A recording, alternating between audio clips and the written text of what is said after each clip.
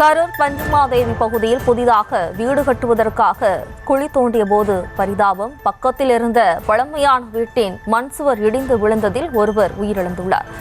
கூடுதல் விவரங்களோடு இணைகிறார் நமது செய்தியாளர் பிரபாகரன். வணக்கம் பிரபாகரன், கூடுதல் விவரம். வணக்கம் ஜெயஸ்ரீ.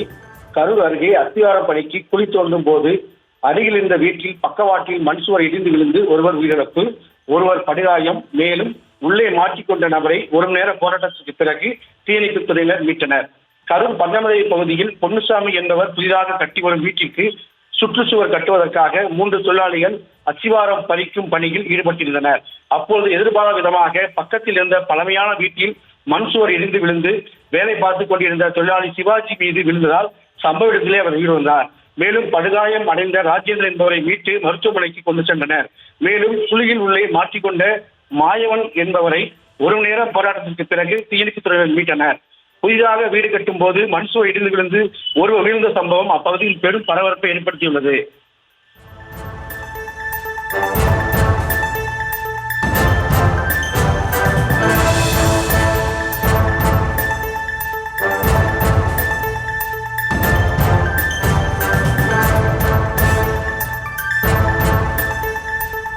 விவரங்களுக்கு நன்றி பிரபாகரன்.